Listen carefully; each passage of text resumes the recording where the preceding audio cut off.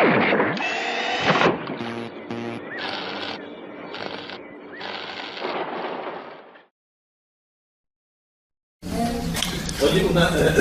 volviendo un poco al texto de Timoteo, no es una... ¿Cuál texto? El texto de 1 Timoteo capítulo 2, versículo 11 y 12. Donde él dice, yo no permito. No, donde dice que la mujer fue engañada y no el hombre. Y luego dice que la mujer se salvará engendrando hijos. Sí. Para mí eso es, es como diciendo, o sea, se salva. O sea, por causa de haber sido engañada, la única forma de salvarse es engendrando hijos. Está quitando todo el sistema de salvación que es a través de Cristo. Claro. Pero cuando la gente lee la Biblia, mira, hay dos extremos en la lectura de la Biblia. Yo estoy contento de que yo me expuse a las dos escuelas. Yo estudié en un lugar donde eran tan conservadores que nosotros teníamos un culto de capilla todas las mañanas a las 8 de la mañana, antes de irnos para las clases.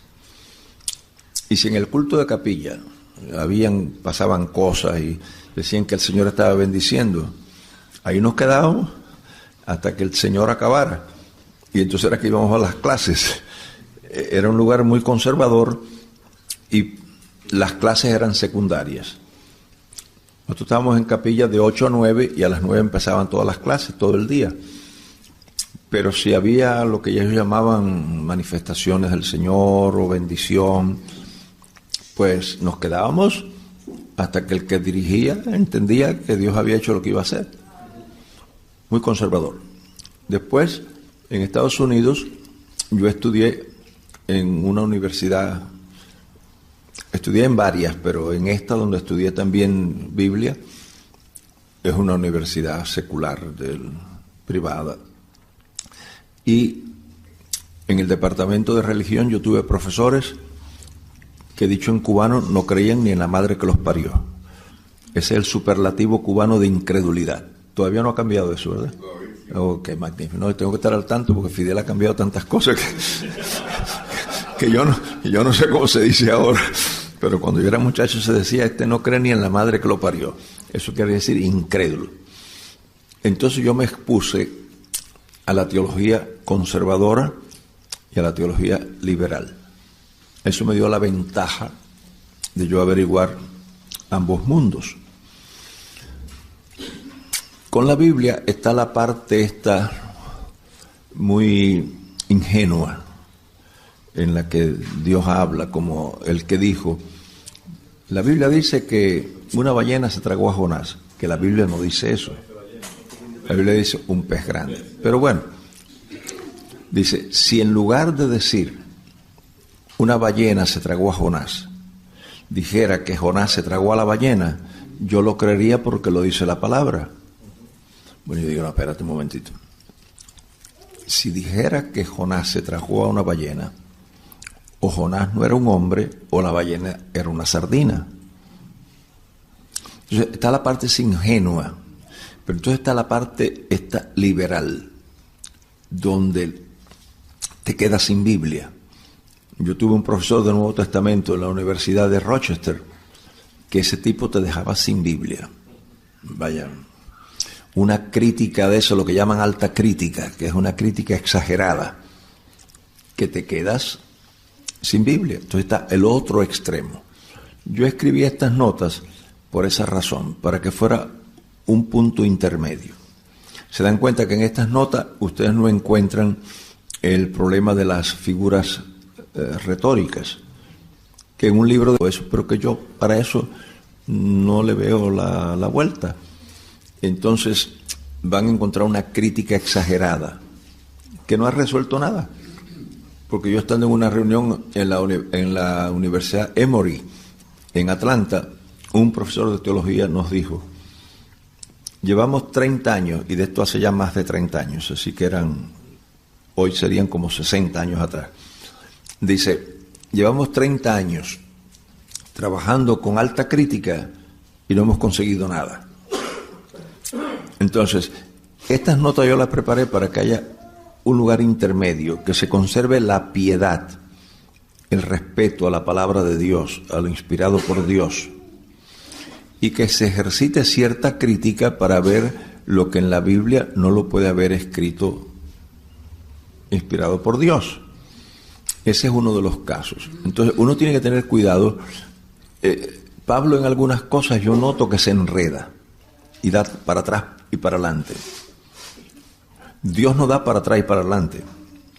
Dios hace afirmaciones que no se mueven. Miren, en la Biblia lo que Dios afirma todavía no se ha podido cambiar. Cuando usted lee la historia de la humanidad, hay un montón de cosas que se han cambiado. Por ejemplo, se está cuestionando en literatura que Shakespeare haya escrito lo que se atribuye a él. Y piensa que no fue él el que lo escribió. Cuando usted lee las obras de Homero, la crítica que hay es que si Homero escribió o no escribió eso. Cuando los físicos, y la física es una de las ciencias exactas, pero cuando empezó el problema del átomo, los físicos decían que el átomo es indivisible. Hoy lo parten en 1000 pedazos. La física ha tenido que hacer cambios. En química se han tenido que hacer cambios. En fisiología se han tenido que hacer cambios. Por ejemplo, hasta hace poco tiempo decían que la grasa del aguacate era dañina al corazón. Hoy están diciendo que la grasa del aguacate es beneficiosa al corazón. La medicina ha cambiado. Todas las ciencias han cambiado. La Biblia, en lo que Dios dice, no ha cambiado. Todavía hay principios en la Biblia que son inalterables, que todavía la investigación no ha podido. Al contrario, lo que ha hecho la investigación es afirmar más las cosas de la Biblia. Yo recuerdo, y yo lo que voy a cumplir son 76 años, quiere decir que yo no tengo 200, pero yo recuerdo cuando yo leía, y en antropología se decía que ciudades de las que habla la Biblia no existían, nunca existieron, que eso fue un mito de la Biblia. Sin embargo, con el desarrollo de la arqueología, hoy el mapa de la Biblia ha sido restaurado. Y hoy fuera de la Biblia tú puedes establecer que ciudades de que habla la Biblia, que son ciudades de las que no quedaba ningún vestigio, y decían, la Biblia es un libro mitológico, esas ciudades se las inventaron ellos. No, la arqueología moderna ha ido formando. Quiere decir que lo único que ha hecho la ciencia y la investigación es establecer lo que la Biblia dice. Por ejemplo, hoy se dice que la Biblia, o sea que la ciencia moderna va haciendo al mundo más teológico que científico. Porque hoy muchas de las cosas que la ciencia está descubriendo, y hay libros de eso, o sea, no es cosa que yo me inventé, sino libros donde yo lo he leído, científicos famosos que dicen que la Biblia, que la ciencia hoy nos acerca más a la Biblia que a negar la Biblia. Entonces, ¿qué sucede? Que uno tiene que trabajar con esto para ver dónde es que Dios habla a Dios. Porque lo que se ha desmentido es lo que está en la Biblia que no lo dijo Dios. Por ejemplo, lo que Pablo dice está desmentido, pero lo que Dios dice no está desmentido. Y por eso es la importancia de estudiar lo que la Biblia enseña. Y ese es un versículo que no es lo que Dios dice. Pero, por ejemplo, tú dices que Pablo... O sea, que hay momentos en la Biblia en los que no hay inspiración. Sí, no. Pero entonces, esos textos que vienen, porque tú has dicho que para poder, al menos hay que tener 2 o 3 textos que aseveren lo que dice ese texto para poder tener una base en la que se afirme que es Dios quien está hablando o que es verídico lo que se está diciendo. Tanto sí. Pedro como Pablo dicen que la Escritura es inspirada por Dios. Sí. Ahora, nosotros vamos a estudiar una regla próximamente, que la acabamos hoy, donde se nos enseña que uno tiene que mirar esto. Y esto es lo que yo me doy cuenta que con la gente le da trabajo asimilarlo. toda la Biblia es inspirada por Dios. Pero todo lo que tiene la Biblia no está inspirado por Dios. ¿Puedes explicarlo Sí. eso? No, mira. Vamos a decirlo otra vez. Mira.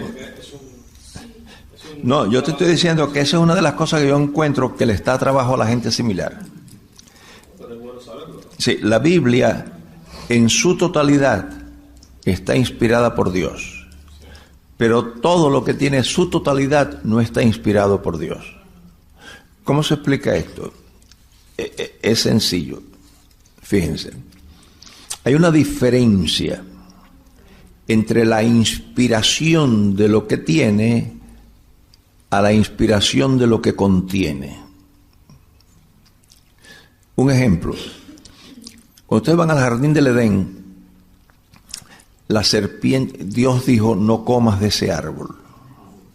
Y la serpiente le dijo, sabe Dios que cuando ustedes coman de ese, van a ser igual que él. Y Dios lo que no quiere es que ustedes sean igual a él. ¿Dónde está eso? En la Biblia. ¿Inspiró Dios eso? Entonces Dios lo que tiene es lo que llaman en psicología múltiple personalidad. No, pero supuestamente tanto Génesis como el Pentateuco se dicen que fueron escritos por Moisés y de alguna manera Dios tuvo que inspirar a Moisés o decirle lo que había ocurrido, sino cómo se sabe que ocurrió aquello. Claro.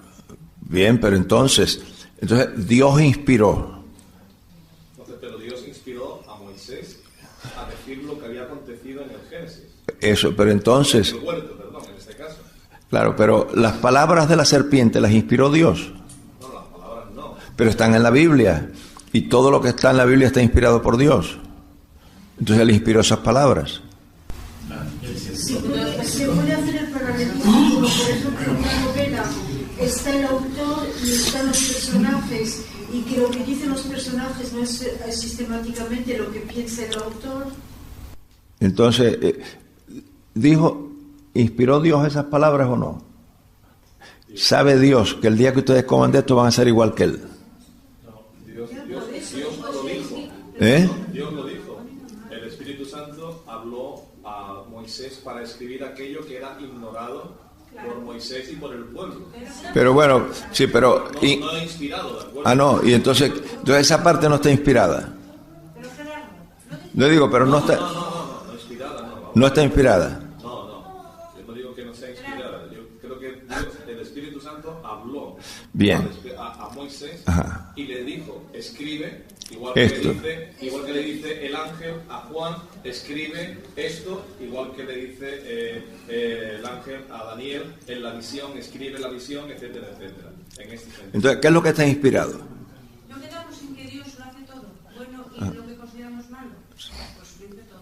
Entonces Dios inspiró esas palabras. Pues sí. Para mí no.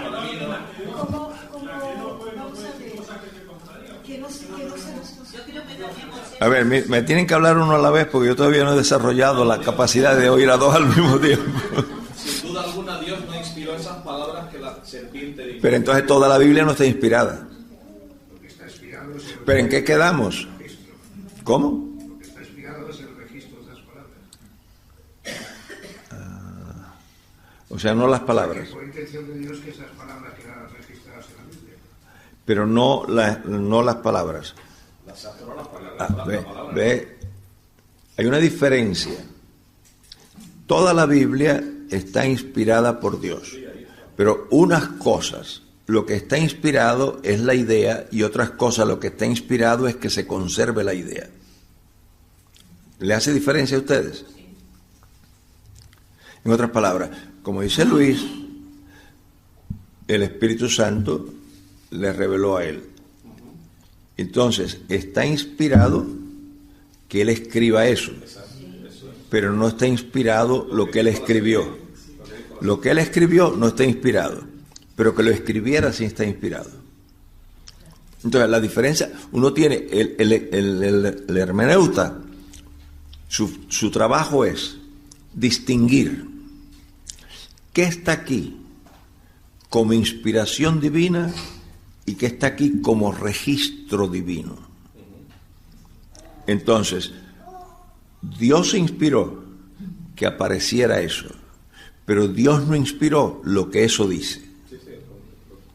Entonces uno tiene, el trabajo de la hermeneuta es distinguir, y por eso es que este es un trabajo tedioso, un trabajo analítico, un trabajo crítico.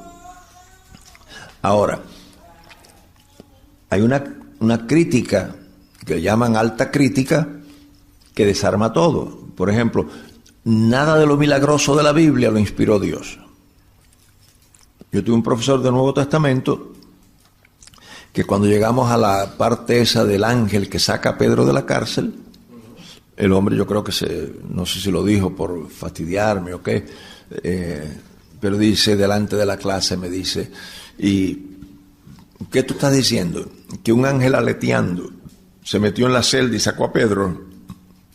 Yo le digo, bueno, mira, yo no sé si el ángel aleteaba o no. Lo que yo sé es que se metió y se fue. Porque para la alta crítica, lo milagroso, eso es como mentarle la madre. No pueden trabajar con nada milagroso.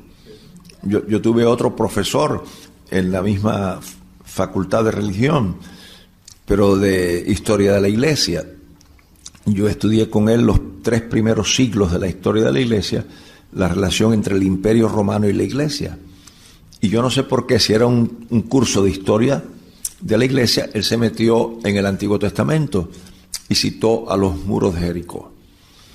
Entonces él dice, bueno, los muros de Jericó, uno sabe lo que ocurrió en una ciudad antigua por la posición de las ruinas de los muros.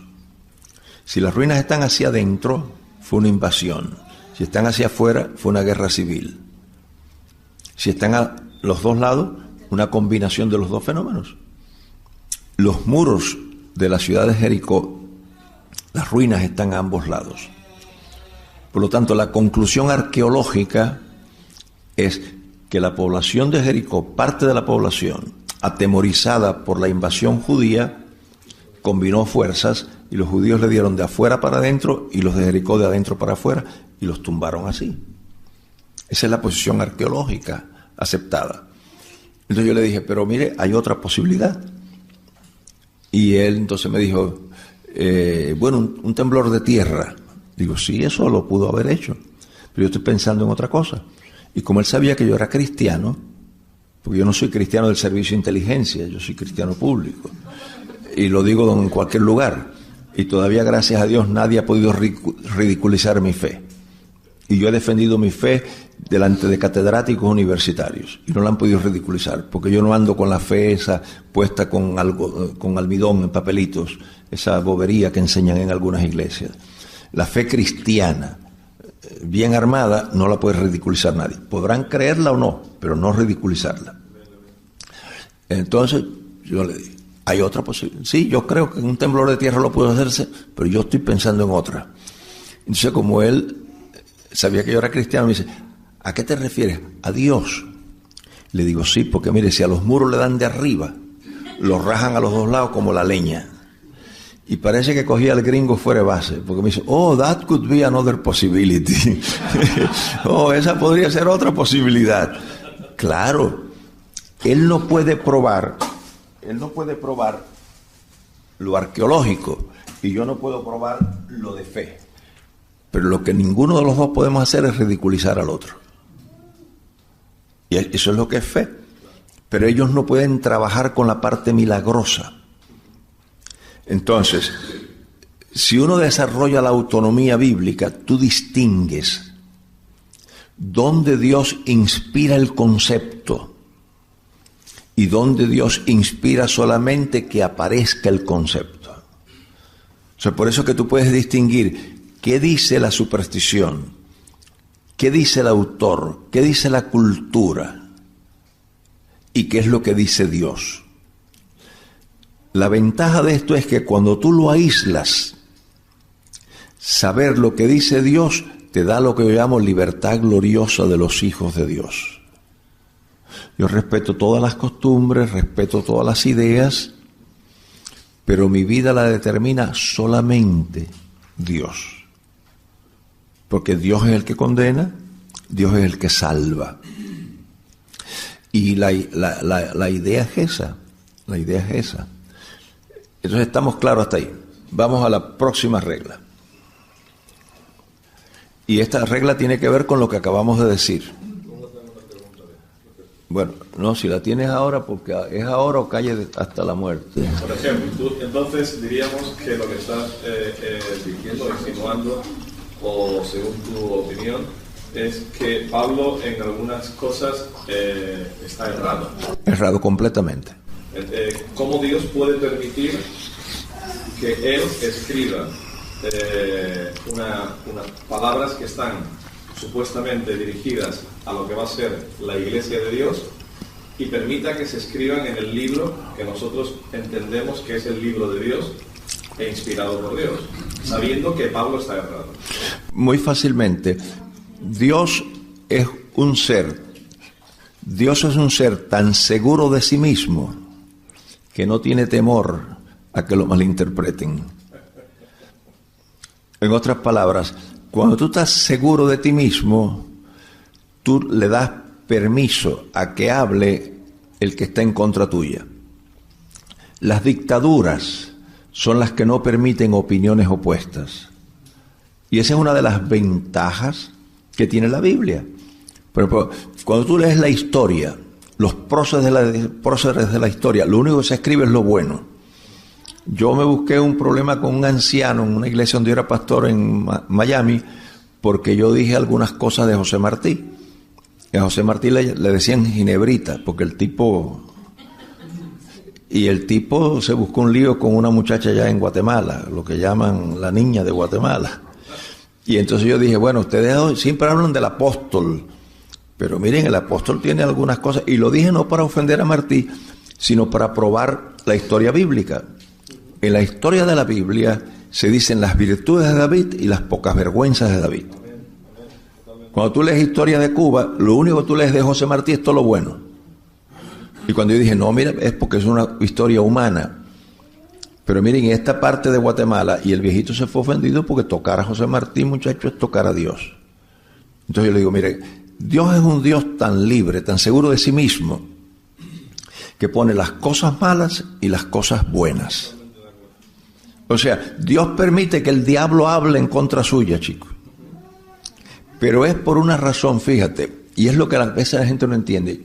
Cuando cayó el gobierno de Somoza en Nicaragua, hicieron una reunión de líderes evangélicos para discutir la situación de la iglesia en un estado socialista, porque pensaban que eso era lo que iba a ocurrir. Entonces, invitaron a uno del Perú, a mí me invitaron de Estados Unidos y a dos los invitaron de Cuba. Entonces, en una de las conferencias que yo di, yo supe que la audiencia, eran como 1000 delegados, estaba de acuerdo conmigo porque un muchacho se puso de pie, típico revolucionario, con su ropita, su barbita, toda la cosa, bien, a criticar lo que yo había dicho. Y cuando él se puso de pie, porque yo siempre permito que me critiquen, cuando él se paró a criticar, la gente lo mandó a callarse. Que se calla, que se va, que se siente. Porque era ese fervor revolucionario. Entonces yo le dije a la gente, mire, por favor, hagan silencio. Y le dije al muchacho, jovencito el muchacho, le dije, mira, pasa aquí donde yo estoy. Subió a la plataforma, le di el micrófono y le dije, ustedes van ahora a escucharlo con la misma atención que me escucharon a mí. Y le dije, hijo, haz tu crítica. Yo regresé a Atlanta, donde yo vivía en ese tiempo, y recibo una carta del director del programa que me invitó, que era un hombre con un doctorado de la Universidad de Harvard, no era ningún bobo. Me manda una carta y me dice, Gerardo, no sabes lo que aprendimos contigo cuando tú le permitiste a aquel muchacho criticar en la manera en que tú lo permitiste. ¿Por qué yo lo hice? 2 razones. Yo no trabajo por impulso. Yo no trabajo en forma pasional. Mis reacciones yo trato que nunca sean pasionales, siempre sean racionales. Porque José de la Luz y Caballero decía, el hombre es la razón, lo demás es el animal. Entonces, yo trato de controlar mis pasiones para que no... La razón. 2 razones. Número 1, independiente a la intención del muchacho, que sea ridiculizarme, avergonzarme, lo que le dé la gana a él. independiente a su intención, si él demuestra que yo estoy equivocado, ¿me hizo daño o me hizo bien? Me hizo bien, porque me sacó de un error. Y Nicaragua era un cosito así. En el resto del mundo yo no voy a volver a cometer ese error. En Nicaragua no me van a invitar más. Porque me van a decir, oye, me hemos invitado a este hombre, le hemos pagado el pasaje desde Atlanta, lo hemos puesto en el mejor hotel, le hemos dado honorarios de orador para que venga un hijo de él a ridiculizarlo. Ese tipo no viene más aquí. Pero como me sacó del error, me educó. Y ese error yo no lo vuelvo a cometer. Así que yo salía ganando, aunque él quisiera destruirme. La otra cosa que puede ocurrir es que él no pudiera demostrar que yo estoy equivocado. Y entonces se reafirma mi posición. Yo ganaba de los dos lados. El temor y la inseguridad de la gente es lo que no les permite escuchar la opinión opuesta. Los dictadores saben que lo que están haciendo no lo pueden validar con la razón. Y por eso asfixian a todo el que habla en contra. Cuando tú estás seguro de ti mismo, tú no tienes temor. Porque lo único que puede hacer la gente es enseñarte, nunca atrasarte. Dios es un ser seguro de sí mismo. Él sabe que es Dios, porque es Dios, no porque nosotros confesamos que Él sea Dios. Nosotros no le hacemos falta a Dios.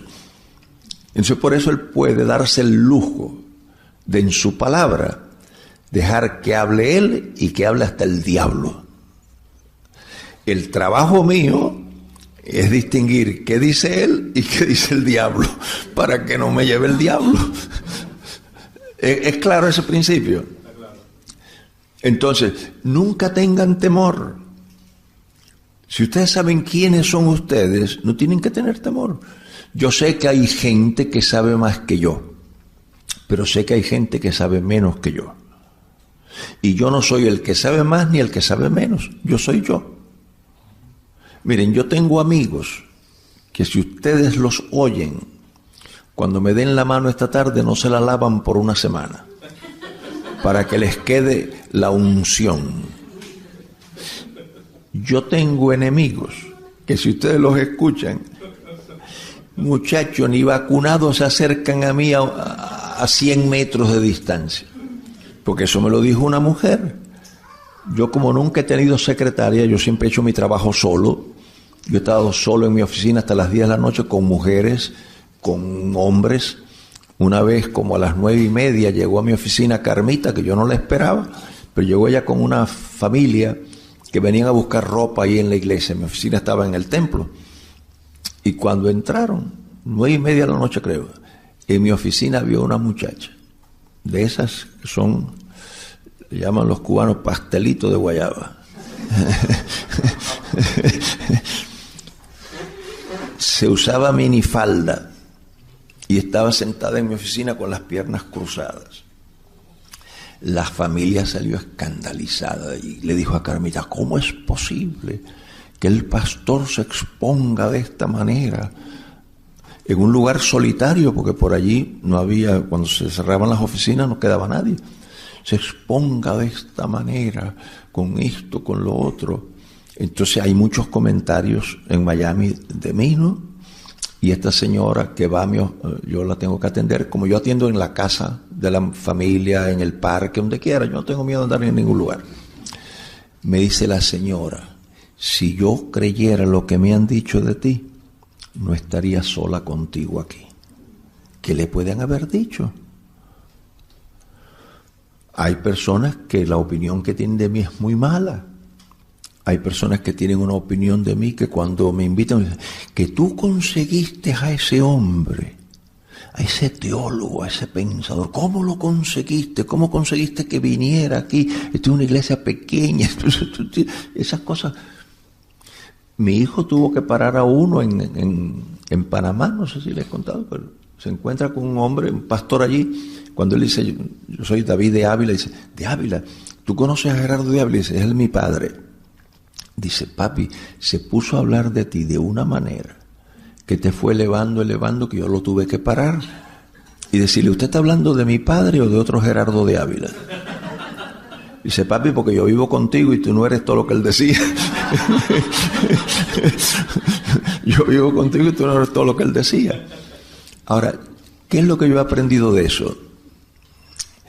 A mantener distancia de mis amigos y de mis enemigos. Porque yo no soy tan malo como dicen mis enemigos, ni tan bueno como dicen mis amigos. Si yo me llevo por la opinión de mis enemigos, me deprimo y me hospitalizan. Si yo me llevo por la opinión de mis amigos, estoy arriesgándome porque antes de la caída es la altivez de espíritu. Y si yo creyera lo que ellos dicen de mí, yo pensaría que yo tengo el manto de Elías y el de Pablo. Los dos mantos los tengo yo encima. Y yo no tengo ninguno de los dos mantos. Entonces, por eso en la Biblia, ustedes encuentran, Dios es un ser seguro. Y Él permite que en la Biblia aparezca todo lo que a la gente se le ocurrió decir. Y entonces nosotros tenemos que decidir si creemos o no creemos en Él.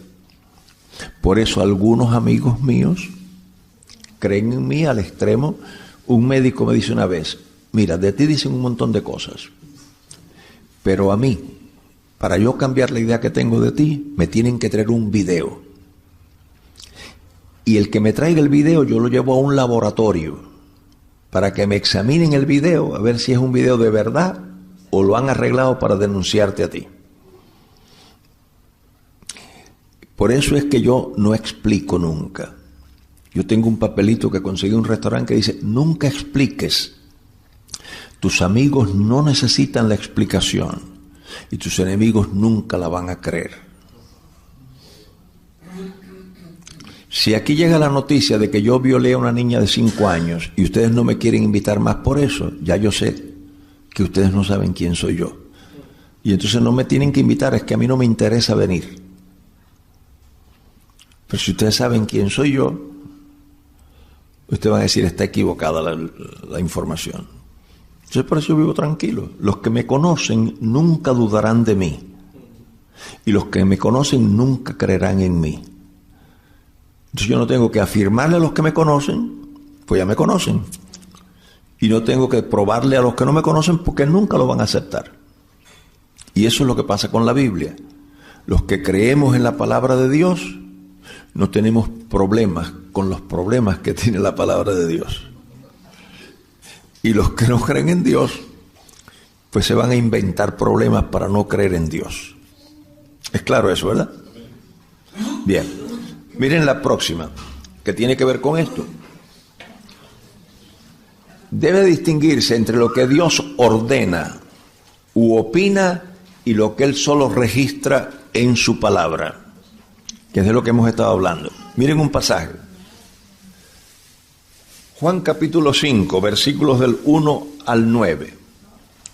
Después de estas cosas, había una fiesta de los judíos y subió Jesús a Jerusalén. Y hay en Jerusalén, cerca de la puerta de las ovejas, un estanque llamado en hebreo Betesda, el cual tiene 5 pórticos. En estos yacía una multitud de enfermos, ciegos, cojos y paralíticos, que esperaban el movimiento del agua. Porque un ángel descendía de tiempo en tiempo al estanque y agitaba el agua. Y el que primero descendía al estanque después del movimiento del agua quedaba sano de cualquier enfermedad que tuviese. Y había allí un hombre que hacía 38 años que estaba enfermo. Cuando Jesús lo vio acostado y supo que llevaba ya mucho tiempo así, le dijo, ¿quieres ser sano? Señor, le respondió el enfermo, no tengo quien me meta en el estanque cuando se agita el agua. Y entre tanto que yo voy, otro desciende antes que Jesús le dijo, levántate, toma tu lecho y anda. Y al instante aquel hombre fue sanado y tomó su lecho y anduvo, y era día de reposo aquel día. ¿Esto lo inspiró Dios o inspiró Dios que se registrara en su palabra? ¿Por qué lo segundo? ¿Eh? Sí, pero cuando usted coge, hay Biblias donde ya el pasaje completo no aparece en algunas Biblias, ya lo eliminaron, pero todavía aparecen algunas. Ahora ustedes me tienen que dar su criterio, porque aquí es donde viene el principio hermenéutico. Yo no puedo caprichosamente decir que eso no lo inspiró Dios porque no está de acuerdo con mis ideas. Porque hay gente que lo que inspiró Dios es lo que está de acuerdo con ellos. Y lo que no está de acuerdo con ellos no lo inspiró Dios. No. Criterio hermenéutico es determinar, independientemente de lo que yo creo, ¿lo inspiró o no lo inspiró? Entonces, si ustedes dicen que este pasaje Dios no lo inspiró, que lo que inspiró Dios fue que estuviera aquí, tienen que probarlo. ¿Inspiró Dios este pasaje o no lo inspiró? ¿No dice que Dios también es Dios el día de reposo? ¿Será para hacer el bien a la gente el día de reposo también? Claro, pero este pasaje del estanque,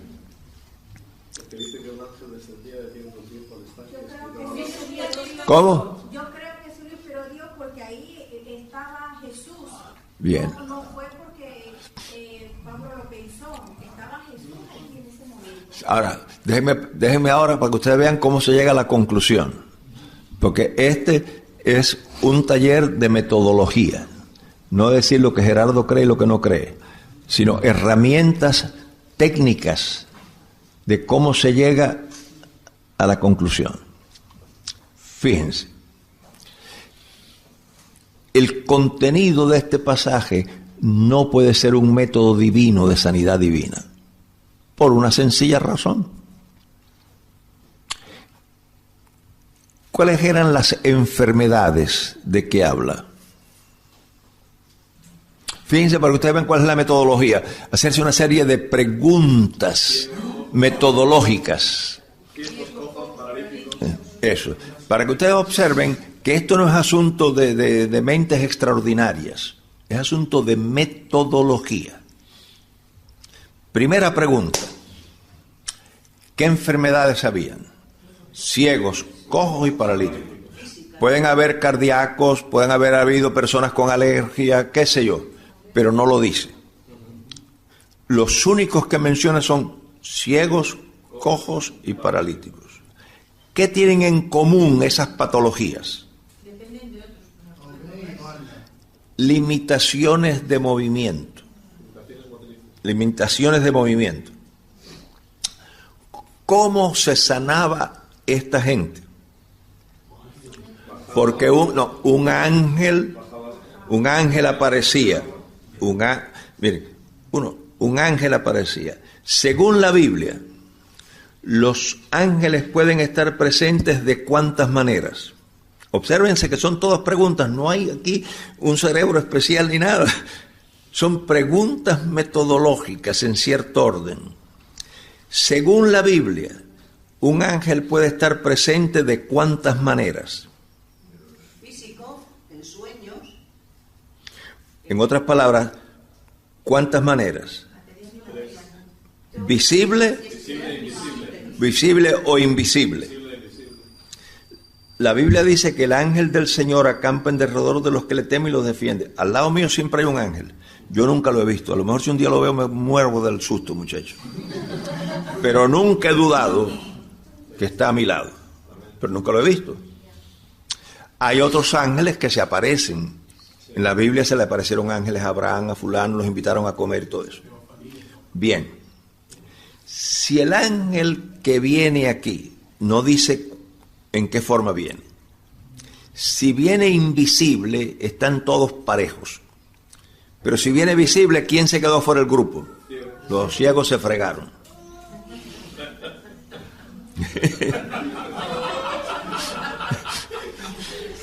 Bien. ¿Se fijan qué fácil es esto? ¿Se fijan qué fácil es? No hace falta una aureola aquí, chicos. Próxima pregunta. ¿Cómo era que el ángel sanaba a la gente? Moviendo el agua. ¿Cuántos fenómenos, además del ángel, pueden mover el agua? El viento. Si las aguas se movieron y el ángel es invisible, la gente no sabe si fue el ángel o fue el viento. ¿Cuánta gente se tiró al agua cuando se movió? ¿Cuánta gente se tiró al agua cuando se movió el agua y no fue el ángel, fue el viento y por eso no se sanaron? Una pregunta, Gerardo. Mira, dice que esto fue en la fiesta Sí, sí. Dice, después de estas cosas había una fiesta de los judíos y iba adelante. Ay, no, ¿dónde estoy? Estás perdida en el desierto sin cantimplora. Sí. Dicho en puertorriqueño, estás más perdida que un juez visco. Si esto era tan normal, ¿no? El que pasara esto, o era una costumbre, o era... Claro. Pero Sí. es que arqueológicamente hay una respuesta a eso. No, el estanque sí existió. Sí, pero se supone que había unas corrientes de agua que hacían que se movía el agua. Sí, por eso, pero que el estanque no hay problema. Existió el estanque. Sí, sí. Y la gente asistía. Y que se movía el agua. Bien, pero entonces fíjense, si era el ángel o si era el viento. Ahora, la próxima cosa, ¿cuándo venía el ángel? A las 4 de la tarde, el segundo martes de cada mes. Así venía. De tiempo en tiempo, cuando le daba la gana al ángel aparecerse por allí. ¿Entiendes? ¿Cuánta gente se tiró al agua sin ser el ángel? Nadie sabía cuándo venía el ángel, tenía que pasarte allí 24 horas al día. Por si acaso, porque se le ocurre llegar a las 4 de la mañana, chicos. Bien. La otra cosa, ¿a cuánta gente sanaba el ángel? A uno, al primero que se tirara. Desde un punto de vista socioeconómico, ¿quién estaba en ventaja? El miserable ese que llevaba 38 años ahí, y él dijo, es que cuando yo llego ya otro se tiró primero que yo. O el hijo de un centurión que trae 100 soldados aquí y hace allí una cortina de soldados y le dice a un esclavo, tan pronto el ángel se mueve el agua, los soldados dicen, ustedes no dejen que nadie se tire, y los esclavos cogen a este corriendo y tiran a su hijo. Todos estos miserables están en desventaja, y después de tanto esfuerzo sana a uno, chicos. Ahora, aquí esto ya tienen todos los elementos de juicio, ahora vamos a cerrarlos. ¿Imaginan ustedes a un Dios de amor con un método de sanidad que le dice a los cojos, a los ciegos y a los paralíticos hacer una carrera de velocidad en sus puntos? A correr, y que el primero que se tire. ¿Tú sabes lo que es una competencia de velocidad entre ciegos, cojos y paralíticos? Chicos, eso es un acto de crueldad. ¿Cómo el Dios de la Biblia va a hacer eso, chicos? ¿Tú eres loco? ¿Te chupa el dedo? ¿Qué es lo que te pasa? Hacer una competencia de velocidad entre ciegos, cojos y paralíticos en sus puntos. ¡Pa! ¿Tú sabes cuánta frustración tiene que haber habido allí? Esa es una superstición del siglo I. Ahora venimos a la pregunta que Luis planteó: ¿por qué Dios pone esas cosas? Para mí, si es que esto alguna vez apareció en el manuscrito original, que yo lo dudo, pero sí pudo haber aparecido. ¿Por qué apareció? Miren lo que hace Cristo. Levántate y anda. Esto aparece, en mi opinión, si es que apareció alguna vez, aparece para decir, miren, yo no lo sano de esa manera. La manera en que Dios sana es de esta. Levántate y anda. Y entonces Él pone como fondo una referencia de la superstición del siglo I. Ahora, la última pregunta. ¿Se sanaba la gente? Tienen que haberse sanado. Si no se hubieran sanado, eso no se habría perpetuado. Pero la medicina moderna hoy nos enseña que el 85% de las enfermedades, si no ha cambiado la estadística, son psicosomáticas. Yo estuve en una reunión con un profesor, con un investigador de la Facultad de Medicina de la Universidad de Miami, y ya debe haber cambiado, y él nos dijo que el 85% de las enfermedades son autoinducidas, y el otro 15% no saben de dónde rayos salen. Mucha de la gente que está enferma hoy, está enferma aquí. Y las enfermedades de aquí se producen por impresiones. Se pueden curar por impresiones también. Tan fácil como eso. Entonces, personas que creen que el ángel mueve el agua y que el primero que se tira se cura, hay muchas parálisis que son parálisis psicosomáticas, que no hay una razón orgánica para que la persona esté paralítica, pero está paralítica por un susto, por una impresión, por qué sé yo qué cosa. Y lo que hace falta es un golpe a la inversa de la misma intensidad para que se cure. La salud y la enfermedad dependen mucho de eso. Por ejemplo, yo tengo un médico amigo que él me dice que yo me voy a aburrir de vivir, porque él se sorprende que a la edad mía yo sea así. Yo puedo coger un avión, yo he cogido un avión a las 6 de la tarde en Miami, he llegado a las 8 de la mañana a Madrid, he cogido a las 9 de la mañana un avión para Barcelona, en Barcelona he cogido un tren para llegar a cerca de Figueres, y allí me han recogido en un coche, me han llevado a una escuela y he empezado a dar clases. Y yo estaba en Brasil en unas reuniones y me dice un misionero brasilero que conoce a Carmita, le dijo: Carmita, yo no sé, Carmita, ese hombre, ¿qué es lo que le pasa? Mira, ha estado hasta las 12, la 1 de la noche hablando con pastores allí, y a las 7 de la mañana es el primero que está en el comedor para desayunar, tan fresco como una lechuga. Aquí en Barcelona un pastor se frustró conmigo, porque me dice, era como las 12 de la noche, y me dice: yo no me explico, Gerardo, yo tengo 55 años y estoy hecho polvo, y mira él cómo sigue hablando ahí, y la gente se sorprende. Entonces yo tengo otro médico amigo que dice: lo tuyo es genético, que tú vienes de buena genética. Yo le digo: sí, yo sé, está bien, yo pienso que eso pueda contribuir, pero también contribuye que aquí yo no tengo 76 años. Y está probado en medicina. Fíjense, la primera edad que tuvo el ser humano fue edad cronológica, los años que hace que nació. Cuando surgió la psicología, surgió lo que se llama edad psicológica. Y lo último que la medicina está planteando es lo que llaman edad de vitalidad. Cada vez que me toma la presión arterial, la enfermera dice: tú eres un muchacho.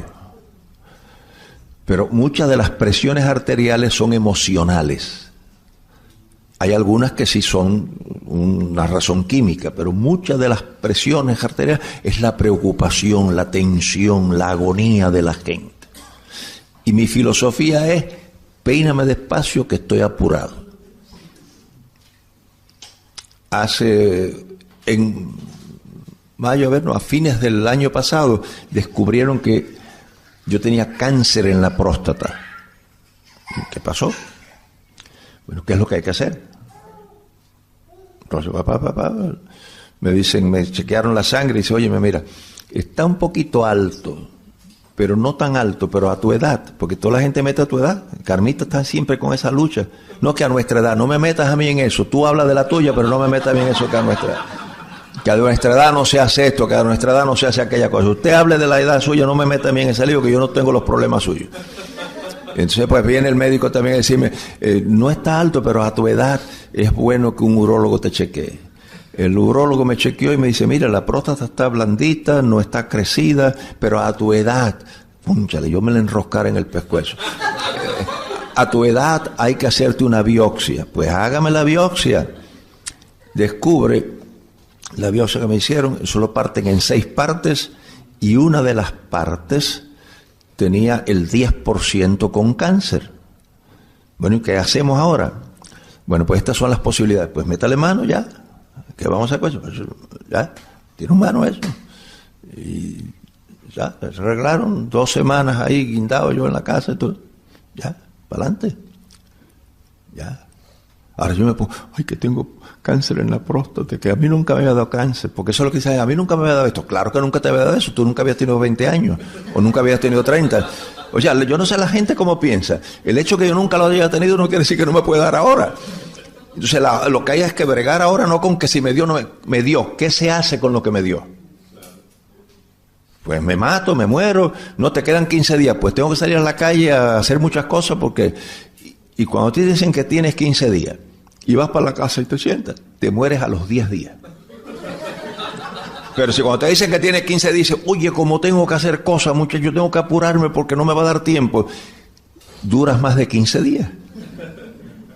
Porque la mente es así. O te mata antes de tiempo, o te da más vida. Entonces, vamos a vivir, vamos a dar cuenta, la actitud frente a la vida.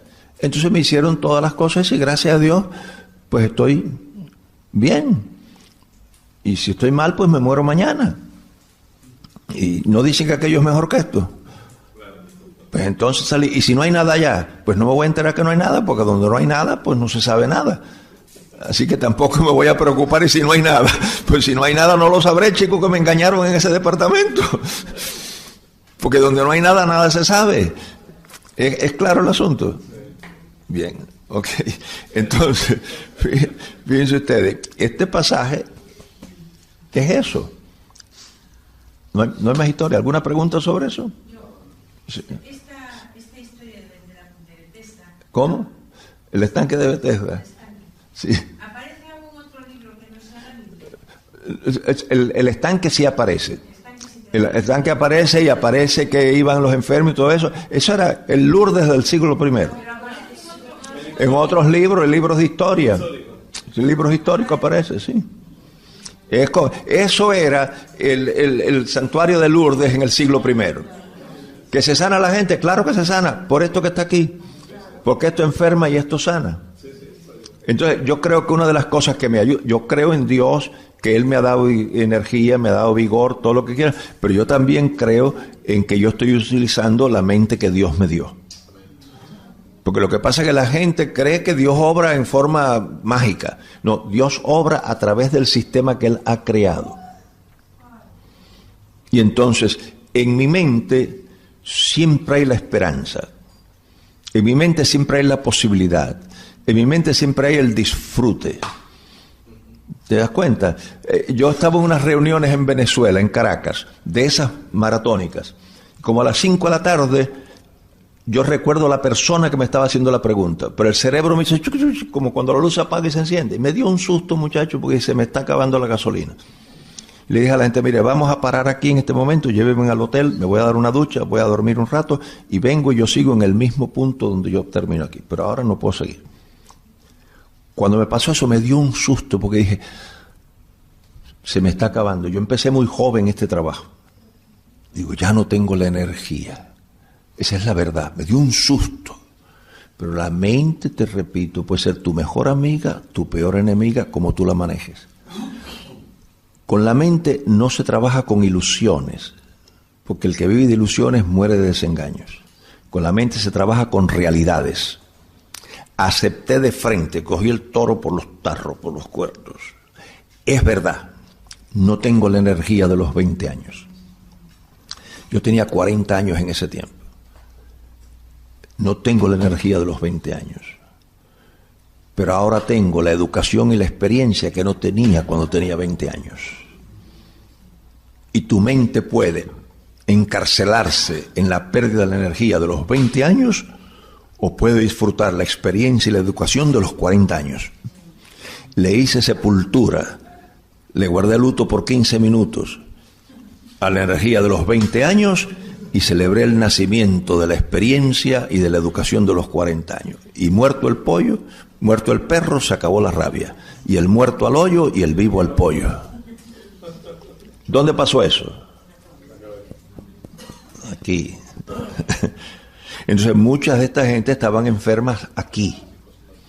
Y al tirarse al agua, el susto del agua, del ángel, de toda la coreografía esa, que es lo que hacen en algunas campañas. Yo no sé si lo hacen de maldad, de poca vergüenza, de ignorancia o de buena fe. Pero tú llegas a un lugar donde hay enfermos y tú te paseas, porque ellos pasean y ponen a todo el mundo a temblar. Entonces primero te dan una descarga. Hoy tengo la unción más grande de mi ministerio. Silencio, hermano, que Dios me está hablando. Habla, Señor, que tu siervo escucha. Muchacho, te sanas porque te sanas. Eso funciona. Yo sé cómo se hace eso. Yo les he contado a ustedes que yo hice a un muchacho pentecostal sentir los efectos del alcohol tomando Pepsi-Cola. Porque la mente se puede manipular para bien o para mal. Y por eso es que la Biblia insiste tanto en la renovación de nuestro entendimiento. La Biblia insiste tanto en tener la mente de Cristo. Y yo les voy a decir una cosa. Como dice la Biblia que nosotros tenemos la mente de Cristo, si yo juzgara a Cristo por la mente de algunos cristianos, Cristo está para que lo metan en un hospital psiquiátrico, sin esperanza de darle de alta. Porque tanta tontería de los cristianos, tantas boberías, tantos líos que se forman, tantas fantasías y tantas cosas, y están desperdiciando la vida que Dios quiere que ellos vivan, para su gloria y para su honra.